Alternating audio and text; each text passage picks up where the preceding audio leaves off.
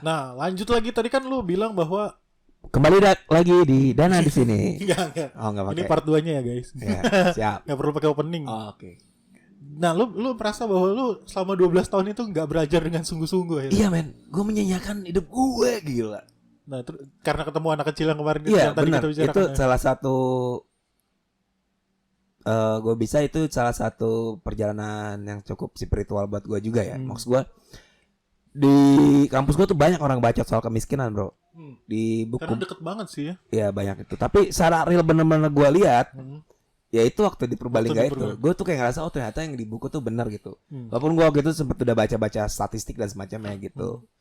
Abis itu gue berpikir kayak, ternyata gue harus membalas hutang budi ini untuk gue belajar yang lebih baik, minimal untuk bertanggung jawab sama nyokap gue, keluarga gue, dan mungkin orang-orang di sekitar gue gitu. Karena gue ngerasa benar-benar jadi kayak sampah masyarakat banget gitu selama 12 tahun gue menjadi anak muda berpendidikan kayak gitu. Nah, sejak itu Dan, gue akhirnya mulai membaca buku sebenarnya. Jadi kayak teman gue bilang, gue kan curhat, gue tuh benar-benar kayak sedih banget waktu gue ketemu itu. Gue curhat ke teman gue, udah kalau gitu lo harus jadi orang pinter Dan, karena kalau misalnya lo pinter, lo banyak wawasan, lo akan lebih bermanfaat buat banyak orang gitu. Teman gue emang bijak banget, gak sebangsat lo gitu. Gak sebangsat gue menyombongkan kepintaran. Iya, bukan. Dasar kampus desa, gue inget banget lo. Gue bilang bangkrek. Nggak, tapi terus dia bilang ke gue gini, lo nggak bisa doang ikut diskusi sama organisasi, baca. Karena temen lo dia bilang juga, Dana tuh pasti kalau lagi nganggur dia baca buku Dan. Terus teman-teman yang senior-senior yang di Unsut juga kalau misalnya lagi bengong pasti dia baca buku. Kalau lo nunggu ilmu dari dia, lo pasti akan ketinggalan terus sama mereka. Kalau lo cuma ngandelin diskusi doang. Ngandelin diskusi berarti kan kayak gue misalnya gue mau belajar nih, ketemu Dana kasih gue nih ilmu tentang filsafat gitu. Terus gue pas lagi Dana udah nggak diskusi sama gue diem di rumah. Terus Dananya baca buku kan dia akan tetap jadi selangkah lebih maju daripada gue kan. Gitu kan pasti gitu logikanya kalau orang yang baca buku. Nah terus teman gue bilang, ya udah kalau kayak gitu lu komitmen aja nih sekarang buat beli buku. Buset pak, itu perubahan yang bener-bener kaget banget. Karena dulu kan gue orangnya fashion banget. Gue mikir itu, lu masih suka baju-baju distro ya dulu? Dulu gue anak baju distro, anak gaul gitu kan. Anak apa sih? Ova Research gitu-gitu. Anak tebet banget gue dulu kayak gitu. Akhirnya temen gue bilang, coba lo komitmen buat beli buku. Dia bilang gitu. Akhirnya gue split dulu, gue dapet duit itu bulannya 1 juta. Jadi karena teman gue itu, gue akhirnya alokasikan tiap bulan 700.000 gue buat beli buku. 700.000? Bener. Segitunya gue. Dulu ini buku gue udah banyak yang hilang sebenarnya. Oh ini buku-bukunya dia BTW. Ya selamat. Nah terus abis itu karena gue ada 700.000 ini gue gila men.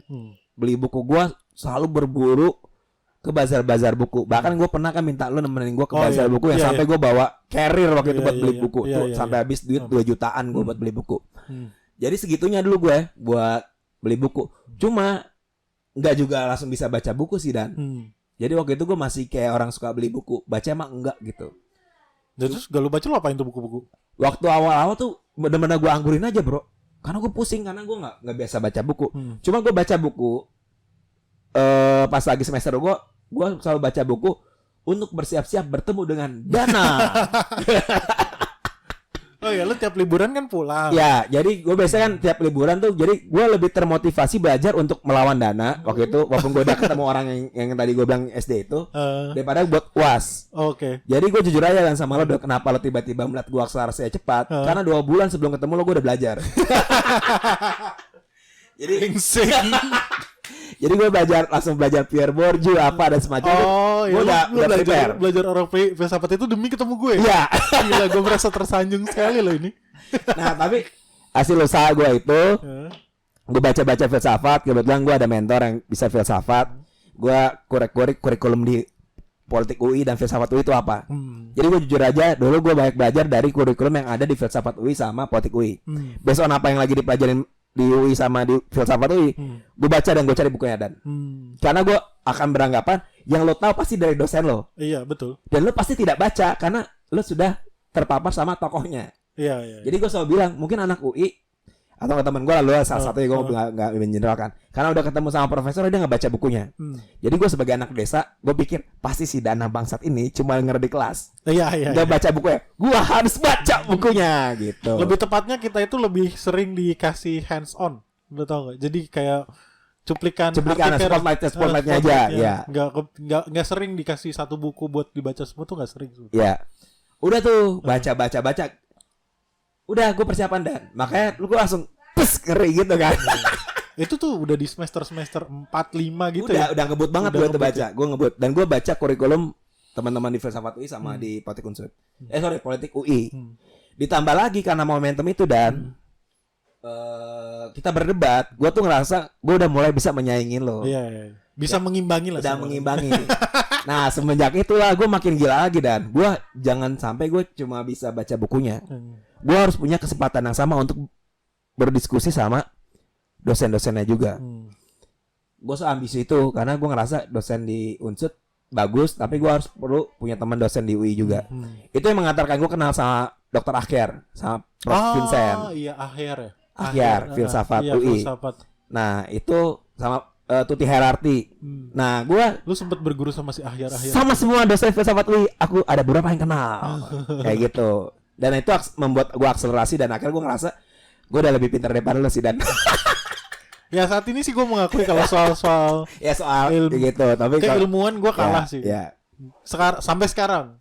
Ya enggak, tetap beda. Maksud gue, lu tetap pintar di bidang lo. Jadi akhirnya gue sadar orang nggak bisa pintar semua dan karena mungkin gue lebih telaten aja baca buku sosial dan lu lebih telaten di dunia lu sekarang. Jadi nggak bisa apple to apple juga. Karena gue pasti bego juga ngomong. Secara kepintaran tuh tetap gue lebih pintar. Tetap. Gue lebih pintar tetap. Karena ini di podcastnya Dana gitu. Kayak gitu sih kalau gue. Jadi semenjak itu akhirnya sejak kayak ketemu Tuti Herarti, Vincent, Dr. Akhir dan semacamnya, gue terbuka sih dan jadi kayak gue bilang. Jadi ada satu momentum tuh emang gue pernah diskusi tuh bareng di Purwokerto. Ada Prof Muji juga, Dr. Muji Sulistyo juga. Mungkin dia tahu dia masih ingat gue atau enggak. Jadi gue cuma itu salah satu gue anak pingik di situ, anak Unsud, yang ikut satu momen serius ngomongin filsafat pak. Akhirnya gue sadar kalau misal lo mau belajar mau pinter nggak cuma buat nganjing-nganjingin orang, nggak cuma goblok-goblokin orang.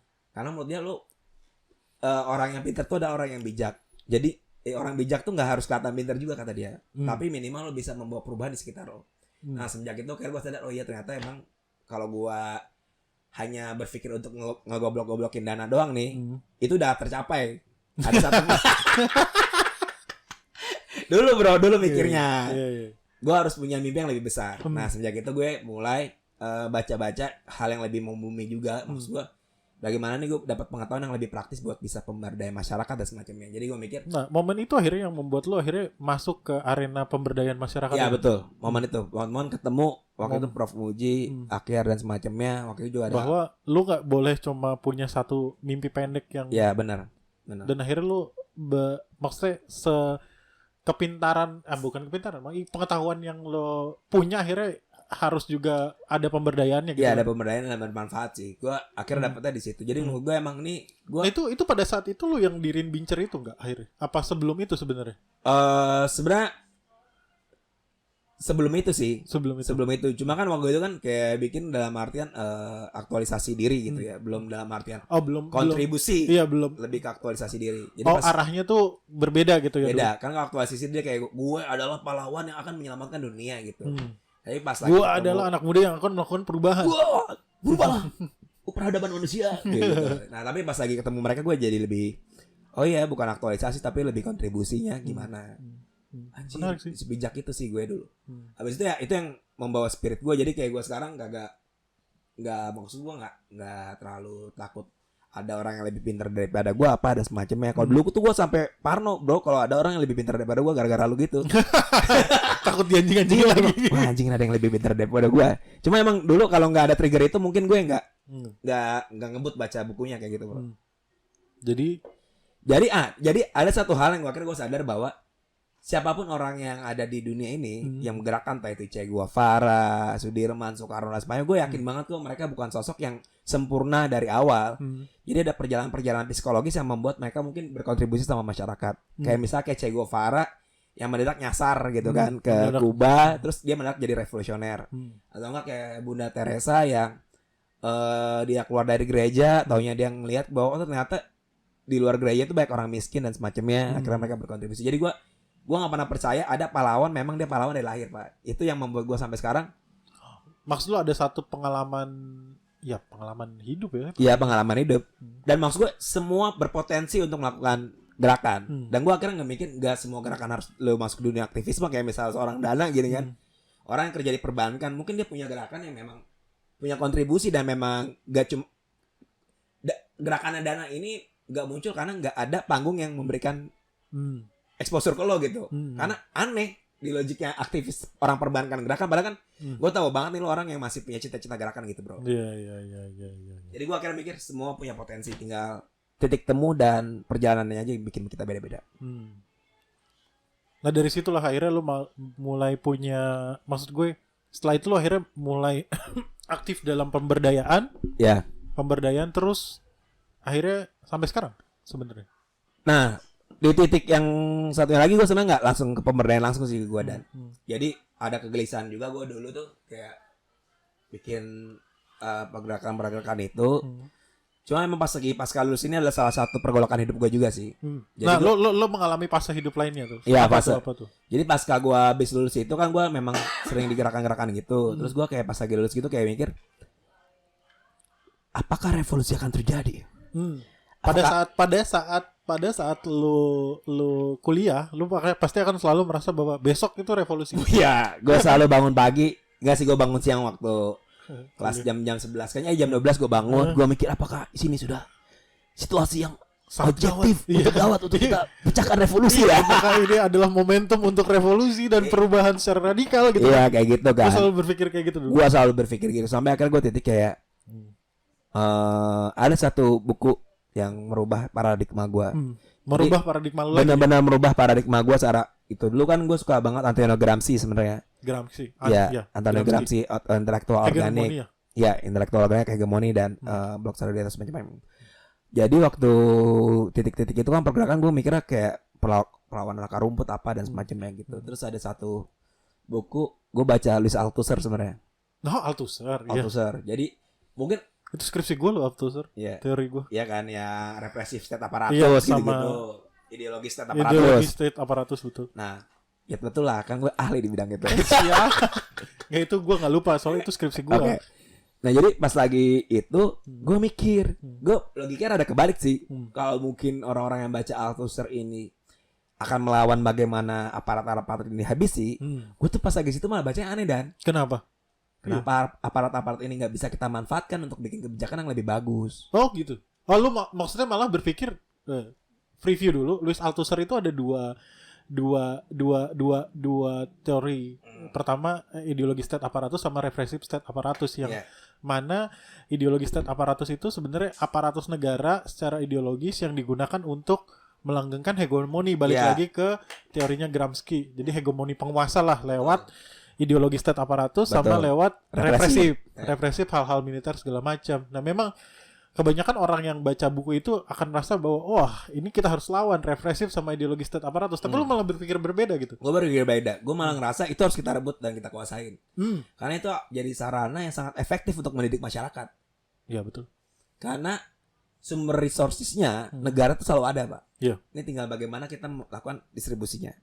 Waktu itu gue berdebat sama teman gue soal agensi gitu kan. Jadi kan agensi yang kuat mana nih, agensi apa struktur gitu. Oh oke. Nah, agen atau struktur? Agen struktur. Lalu berdebat sama gue waktu itu Iya kan. Struktur agen itu kita nggak pernah ada titik temu dan dunia sosiologi pun juga sebenarnya masih berdebat. Iya. Cuma ini masalah agen sekarang, atau berdamainya kan sekarang sama teori reflektifnya sosiologi reflektif Pierre Bourdieu. Ya agen ada, struktur juga ada dan modal-modal yang menopang agen ini seperti apa? Kayak modal kultural apa dan semacamnya itu. Kalau ingat habitus. Preview juga agen itu, maksudnya agen atau struktur, pandangan agen itu menganggap bahwa orang atau individu itu yang paling berpengaruh dalam perubahan. Kalau struktur itu struktur secara keseluruhan yang sebenarnya mempengaruhi orang gitu kan. Nah itu yang selalu jadi perdebatan emang agen atau struktur. Nah, lo melihat bahwa gue melihat bahwa agensi ini mempunyai kekuatan yang jauh lebih besar untuk mempengaruhi struktur. Tinggal strateginya aja yang beda-beda kan. Waktu itu gue ngomongnya struktur sih selalu. Struktur. dulu gue juga struktur, cuma gue ngelihat kalau misalnya kita logiknya struktur banget, tidak ada pencapaian yang bisa kita cicil buat kemenangan masyarakat, bro. Iya, karena kemenangan itu kan? harus strukturnya dihancurin dulu, ya. Betul kan? Ya, jadi pasca itu akhirnya gue mikir bisa kok lo masuk dan semakin dan sejak itu gue ngerasa oke, seandainya ada gue nggak bilang mana yang lebih baik ya. Harus ada teman-teman yang di akar rumput, ada juga teman-teman yang terlibat langsung dalam proses buat kebijakan. Nah, semenjak itu gue memposisikan diri sebagai agensi yang membentuk atau membantu negara dalam memformulasikan kebijakan. Dalam artian lu mencoba menjadi agen yang konsepnya Louis Althusser tadi memanfaatkan ideologi state apparatus tadi. Iya. Jadi instead of lu lawan ISA atau RSA itu, kalau RSA kita nggak usah sebut lah, mungkin agak susah. Kalau ISA ideologi state apparatus itu, jadi lu pengen dalam tanda kutip berkontribusi dalam. Iya. Iya. Lebih berkontribusi dalam proses pengendalian aparat itu. Iya, ideologi state apparatus itu. Dan itu dengan sangat proses panjang gitu menurut gue. Dan itu kan sampai pada titik itu pun akhirnya gue sadar, dulu gue masih vis-a-vis, Pak. Antara agensi masyarakat sipil dengan negara. Cuma pas lagi gue udah mulai terlibat dalam proses pembuatan kebijakan, gue ketemu birokrat dan semacamnya. Ini pas kalau selesai kuliah. Udah selesai kuliah. Jadi sering perjalanan ini gue ngeliat, nggak harus face-to-face. Kita bisa kok untuk saling berkolaborasi. Kolaboratif jatuhnya. Kolaboratif, karena menurut gue tuh sekarang musuhnya makin gak jelas. Dan kalau bicara tentang pembelahan ideologi, semua juga mirip-mirip semua kan kayak gitu. Musuhnya jelas lah. Apa ya? Elit global. Iya sih, itu emang musuh. Musuh, elit global. Teori konspirasi dong. Nggak, tapi benar elit global itu. Tapi gue masih percaya ketika kita bisa bangun kekuatan di masyarakat sipil, terus di pemerintah dan swasta, menurut gue ini peran yang paling penting. Jadi semenjak itu gue ngerasa, gue dulu karena gue terlalu terjebak sama posisi masyarakat sipil yang banget ya, yang masyarakat sipil itu banget yang melawan itu, gue ngerasa perusahaan tuh jahat, terus negara pasti jahat gitu. Dan ternyata dalam hidup gue alhamdulillah nih, ketiga sektor ini gue udah pernah rasain gitu. Pernah jadi budak korporat, pernah di dunia masyarakat sipil, pernah juga sekarang di pemerintahan, bantu pemerintahan. Ternyata semua emang punya kepentingan-kepentingan, semua punya agenda-agenda, dan semua pihak ini punya prasangka. Cuma memang yang kita perlu adalah bagaimana kita punya titik temu dan titik moderasi. Jadi gue akhirnya ngerasa gini, Dan, di negara kita nih atau nggak di masyarakat kita tuh prasangka kan selalu ada. Tapi mau gak kita open mind buat proses dialog, karena dari proses dialog itulah praksis sosial yang bisa kita lakukan, nggak teoritik gitu. Makanya nama podcast gue dialog. Wes ya. Mencoba mencari moderasi itu. Nah, gue sekarang ketemu nih alasan kenapa nama podcast gue itu. Oke, itu dalilnya. Karena emang bener kalau menurut gue soal dialog sih. Lebih itu. Jadi dialog antara berbagai kepentingan ya jatuhnya ya. Berbagai kepentingan, karena lu nggak bisa menegasikan semua sektor, karena sektor kan punya logik dan agendanya, interestnya sendiri. Ya, kepentingannya. Itu nggak mungkin lo hilangin, nggak bisa lo kayak misal negara, lo jangan dong mengendalikan masyarakat, karena negara mikir lo harus juga dikendalikan, karena kalau nggak dikendalikan lo liar juga. Iya. Swasta lo jangan jong serakah. Ya gue harus serakah juga dikit lah, kalau enggak bisnis orang di PHK nggak jalan gitu. Terus masyarakat sipil misal dipikir lo jangan demo mulu lah, misal sesama masyarakat sipil gitu kan. Nah, kita keganggu dan semacamnya. Ya nggak bisa dilangin, karena ya gue percaya sama nggak harus semua ada konsensus. Kayak gue share kan juga ngomong kan disensus kayak ya udah lo emang punya. Nah, tapi gue menarik nih, mungkin akan jadi kesimpulan kita saat ini nih.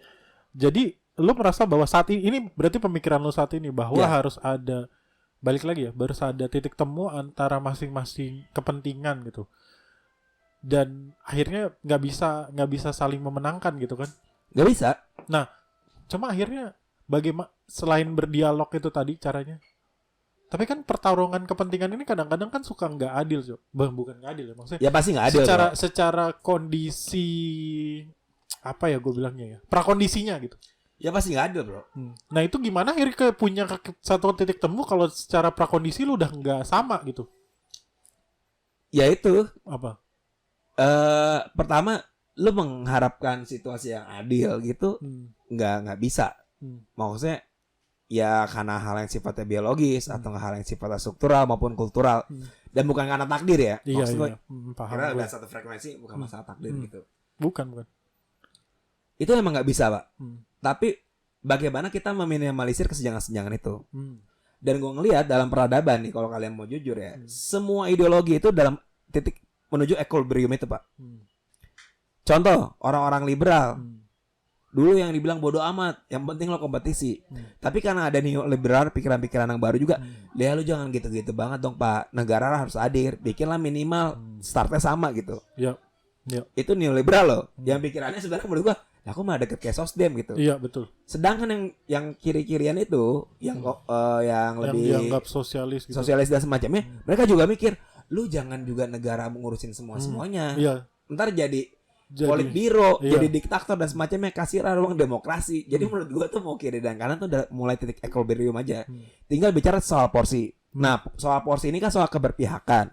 Kalau bicara soal keberpihakan, setiap sektor punya keberpihakannya masing-masing. Nah, yang paling penting kan adalah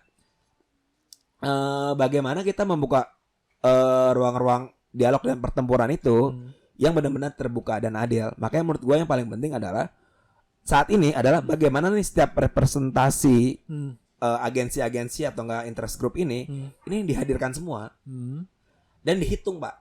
Dihitung dalam proses kalkulasi dan formulasi kebijakan. Kan hari ini kan ketika kita bikin kebijakan nggak semuanya dihitung, Pak. Betul. Kayak misalnya lo bikin kebijakan politik, ntar ada yang bilang kok perempuan nggak ada sih, kok anak muda nggak ada sih, terus kok nggak ada orang difabel gitu. Itu masih dalam kategori yang besar. Belum pecah lagi. Nah ini kan anak muda Jakarta, anak muda di Dayak gimana nih? Terus anak muda yang di Dayak yang difabel gimana nih dan semacamnya. Nah ini gimana akhirnya negara menurut gue dan masyarakat sipil itu memastikan orang-orang yang belum dihitung itu terhitung, Pak. Jadi sebenarnya sekarang mungkin lo bahwa yang dari yang bisa gue simpulin bahwa lo berpikir bahwa iya prakondisinya ini harus dihadirkan dulu sama dulu gitu. Berarti buat akhirnya nanti kepentingannya maksudnya pertarungan dialog kepentingannya itu jadi lebih adil gitu maksudnya. Iya, adil. Dan itu negara dengan tegas punya indikator sendiri. Menurut gue tetap ada indikator sendiri. Karena bagaimanapun gue masih merasa posisi nggak adil itu ketika memang ada satu kekuatan ekonomi yang lebih besar yang ikut dalam proses dialog itu. Ya mungkin kan kalau kayak Borjo kan masih bilang ada kekuatan simbolik, kekuatan kultural, kekuatan budaya, bla bla bla semacamnya. Tapi gue sampai saat ini masih ngerasa kekuatan ekonomi itu lebih dominan dan punya daya tahan yang cukup kuat. Iya, resilient yang lebih kuat. Lebih kuat. Jadi kalau seandainya negara masih bisa menstop ini dan membuat mereka lebih adil dalam proses formulasi kebijakan, itu menurut gue udah cukup baik. Cukup baik ya, belum sempurna gitu. Karena menurut gue yang sempurna itu hanya ada di Allah Subhanahu wa taala kayak gitu. Oke. Ini obrolan udah jadi serius banget ya. Serius banget brengsek. Ya habis lu sekarang jadi saya serius itu soalnya. Enggak sih, sebenarnya gue nyantai. Cuma gue ngerti lah pemirsa di Cijantung butuh yang serius-serius juga kan. Serius. Ya udahlah kita tutup aja dulu sampai udah di part 2 ini. Siap. Sampai ketemu lagi di lain kesempatan. Siap. Dadah. Cijantung.